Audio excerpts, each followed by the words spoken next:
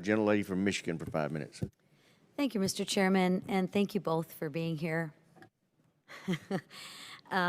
Last year, when you came in to testify, I had questions about our withdrawal from Afghanistan.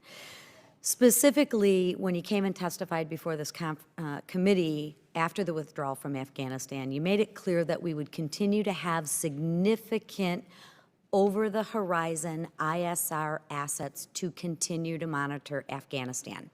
That was my line of questioning, and I actually felt a little bit relieved after that.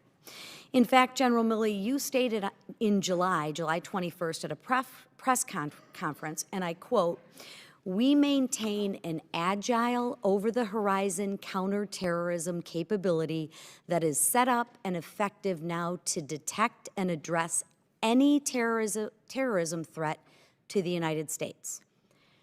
However, last week, General Kurilla of CENTCOM testified he has suffered an 80% reduction in ISR assets to monitor and counter ISIS-K. And ISIS-K is still in existence, and it's still going strong, unfortunately. I mean, even CNN reported in August last year that the ISR task force established by the department failed to produce a single target for the Pentagon to act on because we lacked boots on the ground. So in layman's terms, simply put, I'm curious as to what happened. How did we go from unwavering confidence to CENTCOM ringing the alarm bells? Well, I'll circle back with General Kurilla on the alarm bells part of this. A couple of things. First of all, there's human intelligence. That's people on the ground. That has been degraded significantly. And, you know, no surprise, right? When you pull folks out, you no longer have troops on the ground. And the networks, it's not to say it's zero, but the networks that we had, the human intelligence networks, those are much, much reduced. So that's really significant, especially in this type of, in a counterterrorism fight, to find, fix, fit. The second piece is airborne ISR. This, I don't know if he was referring to that, but it's not an 80% reduction in airborne ISR. We are no longer collecting on the Taliban. Most of the ISR assets that were being used were against the Taliban. Some were against ISIS-K and al-Qaeda, and I grouped those two together. There has been a degradation in airborne ISR against al-Qaeda and ISIS-K. It's certainly not 80%, though. We have, and I'm here to tell you, and I'll talk to General Kurilla, we have the ability to see, we have the ability to find, and where we find, we can fix and we can finish. But don't you think it's interesting we couldn't provide one target? I don't understand what you mean. We have provided a target, and that target's dead. CNN reported last August that the ISR task force established by the department failed to produce a single target for the Pentagon to act upon. Is that incorrect as well? We killed Zawahiri. I'm sorry? We killed Zawahiri. He's dead.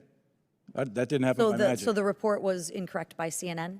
I don't know what report you're referring to. All I know is that we targeted the emir of al-Qaeda, Zawahiri, in Kabul, and he's dead. That didn't happen by accident. That happened through exquisite intelligence and action, direct action, in combination with the intelligence community. So in your... We have the ability to track ISIS-K. We know they're growing, and if necessary, if we determine that there's going to be what we call an XOP, an external operation, if we detect that, we will strike it, I'm assuming, with the presidential approval. We'll develop a contingency operation to do that. So we can't see. I don't want you to walk out of here to think that we can't see into ISIS-K. We can. It's just confusing for me as... I understand. And I want to know which one is right. And what I'm hearing is from you today, you still have the utmost confidence in our over-the-horizon capabilities. It is. I don't want to fool you here. It's not what it was. Nothing's going to replace having troops and Afghan security forces and the amount of infrastructure that we had. That's not going to get replaced. We do have the capability to see into Afghanistan with a variety of ISR assets and to determine any threats to our homeland.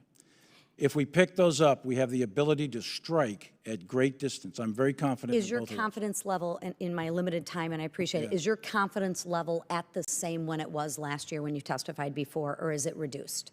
No, I think it's about the same. Look, we can see. We know ISIS. We know where ISIS-K is. We know what they're doing, and we know that they're a growing threat. There's no question about that. The issue is, Are they preparing an operation to strike the United States or our interests?